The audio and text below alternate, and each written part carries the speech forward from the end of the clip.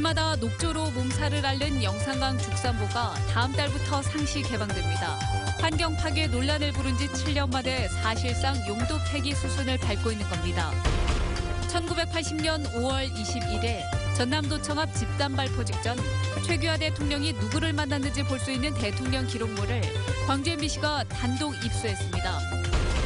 지난주 천당과 지옥으로 간 기아 타이거즈가 이번 주 한화와 롯데 하위팀을 상대로 분위기 반전에 나섭니다. 예년보다 최고 5도까지 차이 나는 일교차 탓에 양배추와 봄배추의 피해가 속출하고 있습니다. 여러분 안녕하십니까?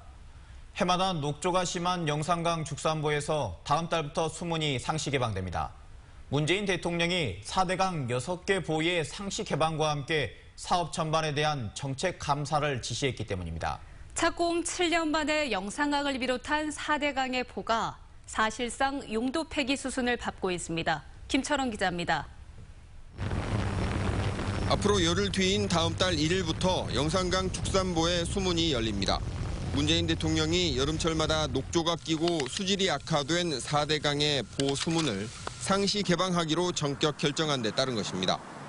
개방 대상은 우선 죽산보를 비롯해 4대강의 6개 보.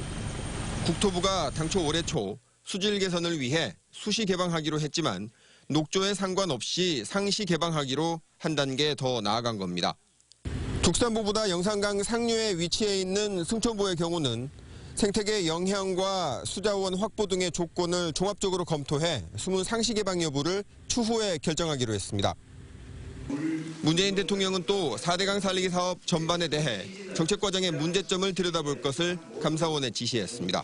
정부가 왜 이렇게 조금 성급하게 졸속으로 이 대규모 국책 사업을 시행했던가에 대해서 확인해보고 싶은 그런 판단이 깔려 있습니다. 환경단체는 국토를 파괴하며 졸속으로 진행된 4대강 사업의 잘못이 낱낱이 밝혀져야 한다며 환영했습니다. 절차상의 하자 문제, 또 어떤 정부가 이런 추진함에 있어서의 부당한 행위들에 대해서 또 혹시나 있을 가능성이 있는 또 어떤 유착 관계들 이런 것들도 제대로 이제 검토를 해서 지난 2010년 착공해 2년 뒤에 완공된 영산강 살리기 사업은 승천보와 죽산보 등 2개 보를 세우고 강 바닥을 준설하는데 모두 2조 6천억 원의 예산이 투입됐습니다. 이명박 정부는 영산강의 수질 개선이 가장 큰 사업 목표라고 했지만 해마다 녹조가 창궐하고 큰빛 이끼벌레 등이 나타나는 등 보 건설에 따른 각종 부작용이 끊이지 않았습니다. MBC 뉴스 김철원입니다.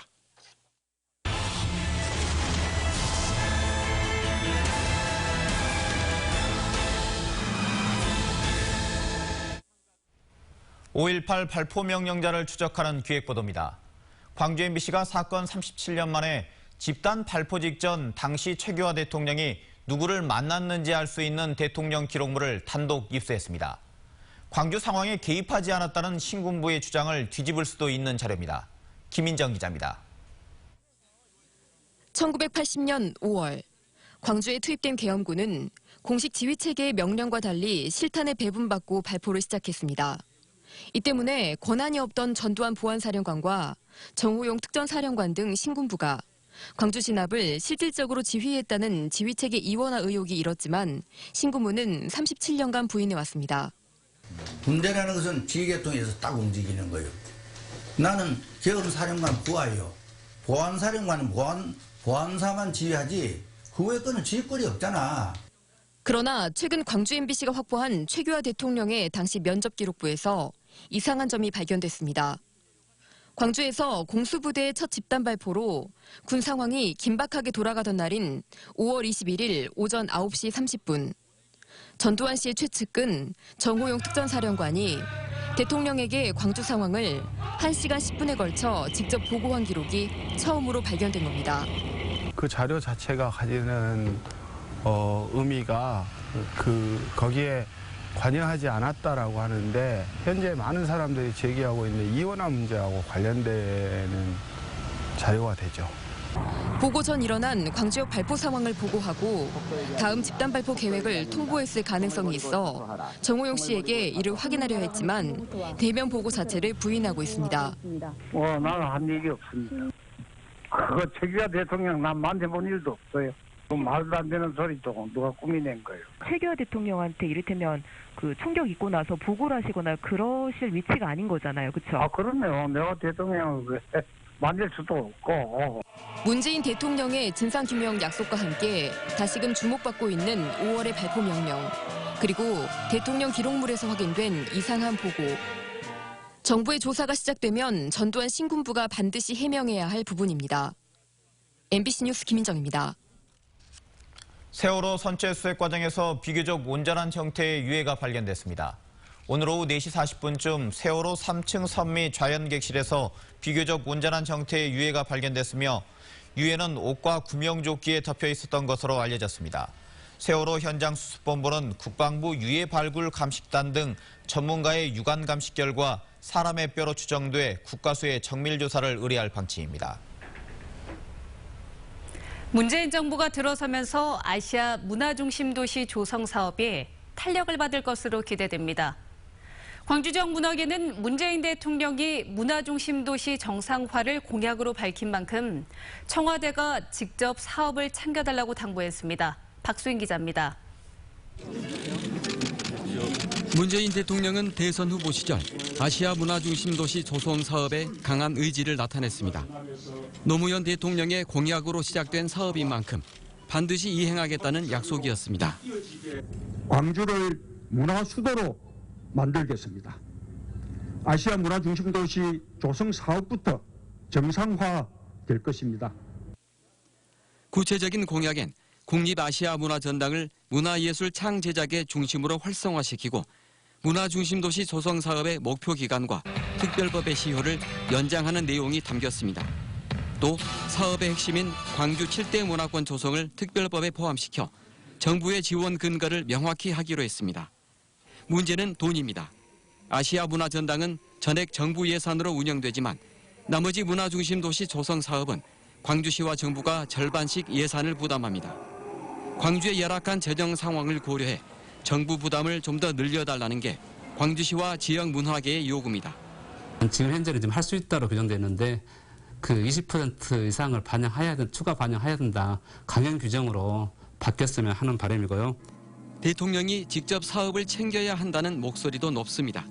유명무실한 문화중심도시 조성위원회를 대통령이 직접 주재할 수도 있고 청와대 담당 수석 비서관을 참여시킬 수도 있습니다.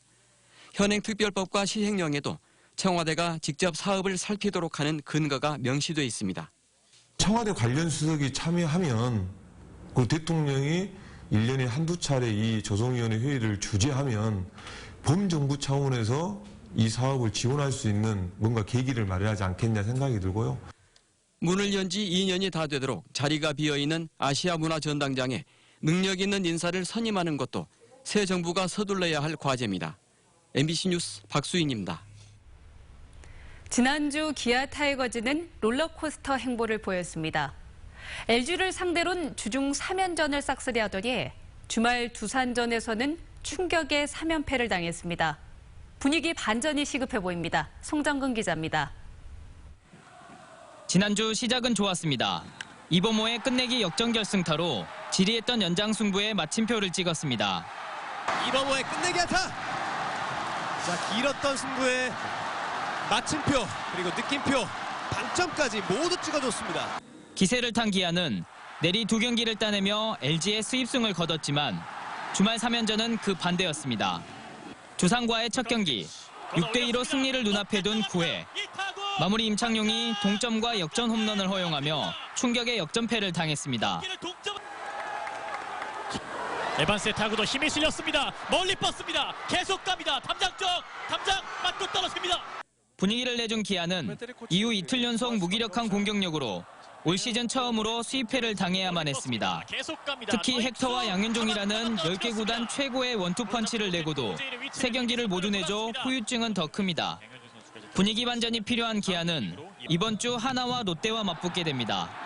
두 팀이 하위권을 달리고 있는 데다 최근 벤치 클리어링 등으로 분위기가 뒤숭숭한 점이 그나마 다행입니다. 지난 주말 충격의 수입회로 2위 NC에 2게임 차로 쫓기게 된 기아.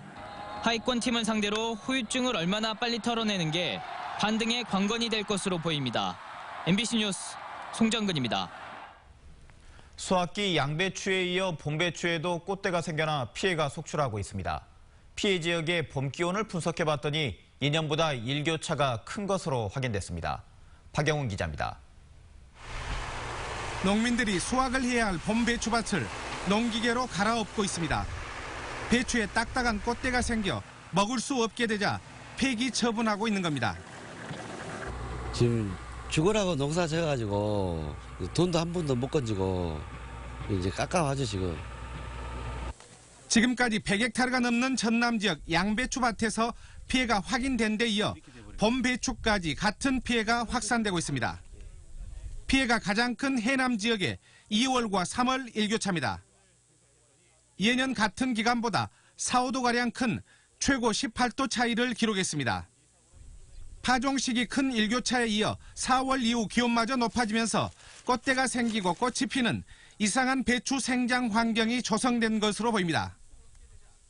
상인은 이걸 당분간치 않는 게 포기할 거고 농민은 이거 대체하는 골머리죠. 이상기후로 인한 재해지역 기준은 시군당 단일 작목의 피해 면적이 50헥타르를 넘어야 하며 1헥타르에 벚구비 100만 원 또는 농약대 30만 원을 지원받습니다. 그러나 원인 조사와 피해 면적 확인이 진행되고 있는 데다 설령 재해 지역으로 확정된다 해도 지원까지는 최소한 2개월가량 걸려 피해 농민들의 시름은 깊어지고 있습니다. MBC 뉴스 박용훈입니다. 오늘 오전 9시 30분쯤 여수산단 내 하나케미칼 별관에서 원료 압축기 배관이 파손되면서 폴리에틸렌 원료로 쓰이는 자일렌이 유출됐습니다. 이 사고로 인근에 있던 협력업체 직원 11명이 자일렌에 노출돼 인근 병원에서 검사를 받았으며 한 명은 정밀검사를 위해 광주 전남대병원으로 후송됐습니다. 여수고용노동지청은 업체 관계자 등을 상대로 정확한 사고 경위와 과실 여부 등을 조사하고 있습니다. 오늘 오전 9시 40분쯤 광주시 북구 양산동의 한 아파트에 소 한 마리가 나타나 일대에 소동이 빚어졌습니다. 소는 출동한 소방관들이 쏜 마취총에 맞아 1시간 만에 붙잡혔습니다. 소방당국은 1km가량 떨어진 축산회사로 실려가던 소가 내리는 과정에서 탈출했다는 회사 관계자의 말을 토대로 정확한 경위를 조사하고 있습니다. 난폭 운전을 한 마을버스 운전자가 경찰에 입건됐습니다. 광주 광산경찰서는 지난 16일 광주시 광산구 오산동 일대 도로에서 운행 중인 시내버스 앞에서 급제동과 서행을 반복하는 등 난폭 운전을 한 혐의로 마을버스 운전기사 55살 김모 씨를 기소 의견으로 검찰에 송치했습니다. 경찰 조사 결과 김 씨는 동일 노선의 시내버스가 승객을 선점하는 것을 막기 위해 이 같은 일을 저지른 것으로 드러났습니다. 광주시의회가 본회의 개회식에서 임을 위한 행진곡을 제창했습니다. 광주시의회는 오늘 임시회 본회의 개회식에 앞서 국민의례가 끝난 다음 시의원들과 윤장현 시장, 장희구 교육감 등 집행부 참석자 모두가 기립한 가운데 임을 위한 행진곡을 제창했습니다.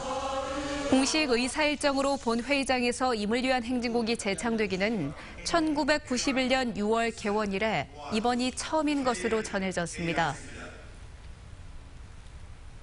1급 발암물질 배출 논란으로 말썽을 빚은 광주 세방산업의 TC, 트리클로로에틸렌 배출량이 크게 줄어든 것으로 나타났습니다.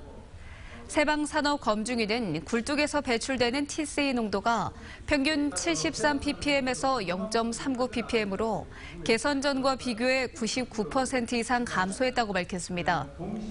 공장 내 설비 오염도도 63% 줄었고 세방산업 주변 지역의 16개 지점 대기 노출 농도도 모든 지점에서 감소한 것으로 나타났습니다. 교육부가 조선대법인의 개방이사 후보를 추천하기로 해 정이사 체제가 유지될 수 있을지 주목됩니다. 교육부는 이사회 임기가 만료된 조선대에 조만간 개방이사 후보 6명을 추천할 예정이고 이사회는 오는 25일 회의를 열어 개방이사 3명을 선출할 것으로 알려졌습니다. 하지만 나머지 6명의 이사 선임을 둘러싸고 공익형 이사제를 도입하자는 민주동우회와 이에 반대하는 이사회가 맞서고 있어서 관선이사 파견 가능성도 배제할 수 없는 상황입니다. 삼성전자가 냉장고 핵심 부품인 컴프레셔를 40여 년 만에 2억 대를 생산했습니다. 삼성전자 광주공장에 따르면 삼성전자가 1976년부터 중국과 광주공장 등에서 생산한 컴프레서 누적 생산량이 최근 2억 대를 돌파했습니다. 컴프레서는 냉매를 압축 순환시켜 냉기를 만들어내는 냉장고의 핵심 부품으로 삼성전자는 3초당 컴프레서 한 대를 생산할 수 있는 최고 수준의 생산력을 갖추고 있습니다. 광주지방국세청은 알기 쉬운 세금 정보 책자를 제작해서 호남 지역 상공인들에게 배포했습니다. 이 책자에는 중소기업 경영인들이 관심이 많은 세무 관련 자료와 세정 지원 제도 등이 알기 쉽게 요약돼 정리되어 있습니다. 또 호남 지역의 전통 향토 지역 업소들의 판로에 도움을 주기 위해 제품과 홈페이지 등이 수록돼 있습니다.